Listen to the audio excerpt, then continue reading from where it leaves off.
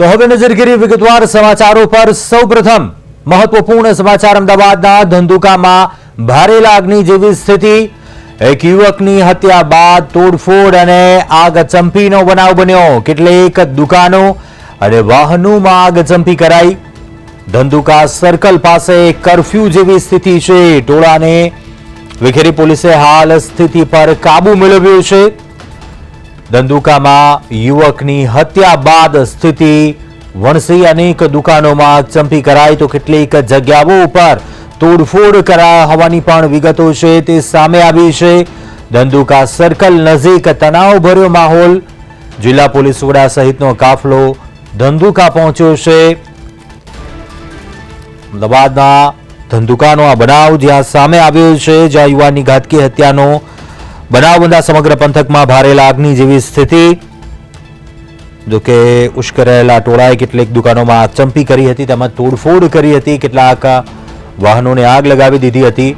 Dhandhuka circle પાસે curfew જેવી સ્થિતિ છે। જોકે હાલ પરિસ્થિતિ પર કાબુ મેળવવા માટે ઉચ્ચ પોલીસ અધિકારીઓ છે, પોલીસ કાફલો છે, મોટી સંખ્યામાં સ્થળ પર પહોંચ્યો છે।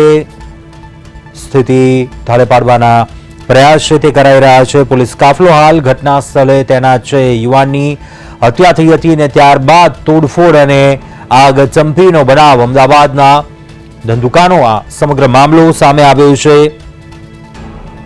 જિલ્લા પોલીસ વડા સહિતના અધિકારીઓ છે તે પણ સ્થળ ઉપર પહોંચ્યા હોવાની વિગતો છે। વધુ વિગતો મેળવીએ સંવાદદાતા હરિઓમ સોલંકી ફોનલાઈન પર જોડાયા છે। હરિઓમ, અમદાવાદના ધંધુકામાં જે હાલ માહોલ છે, શું ઘટના બની હતી અને ત્યારબાદ હાલ તણાવભરી પરિસ્થિતિ જોવા મળી રહી છે, આગચંપી થઈ છે, શું ઘટના બની હતી અને હાલ કયા પ્રકારની સ્થિતિ છે, શું વિગતો?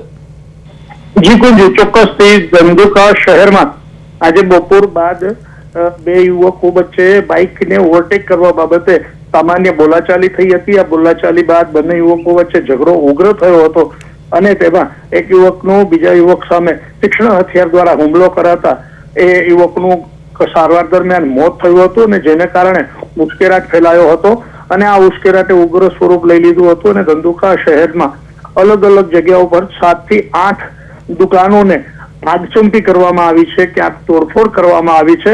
એટલે અરાજકતા ભરી સ્થિતિ જોવા મળી હતી અને જેના પગલે ધંધુકા શહેરની લગભગ દુકાનો પણ બંધ થઈ જવા પામી છે। હાલ અમદાવાદ જિલ્લા પોલીસ અધિક્ષક ઓમ પ્રકાશ જાટ, ડીવાયએસપી આસ્થા રાણા સહિતનો એસઓજી, એલસીબી સહિતનો પોલીસ કાફલો ધંધુકા શહેરમાં ગોઠવી દેવામાં આવ્યો છે। ચુસ્ત બંદોબસ્ત ગોઠવાઈ ગયો છે।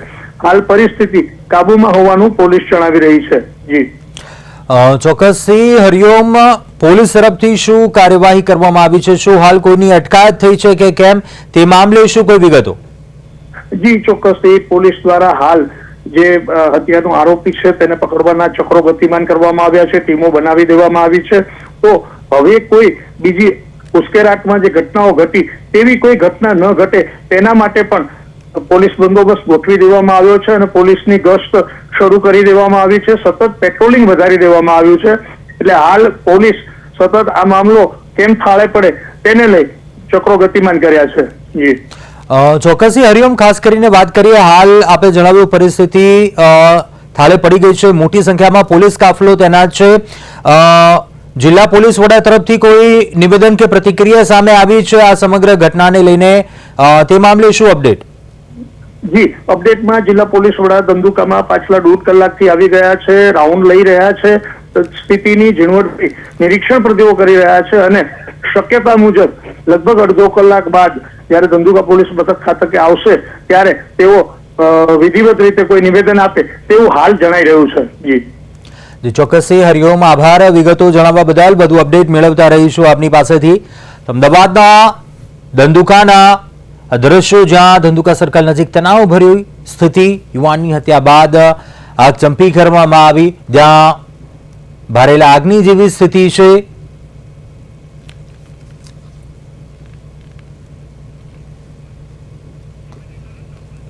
ધંધુકા સર્કલ નજીક તણાવભર્યો માહોલ। કેટલીક દુકાનો અને વાહનોમાં આગ લગાવી દીધી હતી। ઉશ્કેરાયેલા ટોળાએ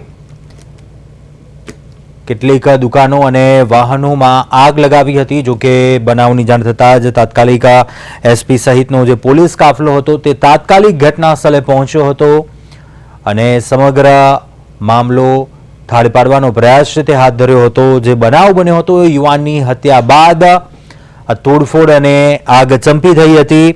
જે બાદ જો કે વિફરેલા ટોળાએ દુકાનો સહિત અનેક વાહનોમાં આગ લગાવી દીધી હતી. બાઇક ઓવરટેક કરવા જેવી નજીવી બાબતને લઈને બે યુવાનો આમને સામને આવી જાય છે અને આ બબાલમાં યુવાનની હત્યા થઈ જાય છે. જો કે આ હત્યા બાદ તણાવભરી પરિસ્થિતિ,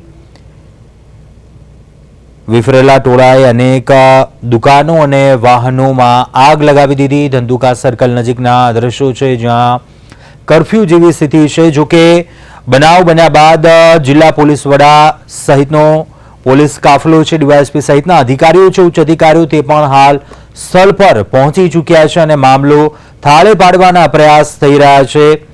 જો કે હાલ સમગ્ર મામલે જે પ્રાથમિક વિગતો મળી રહી છે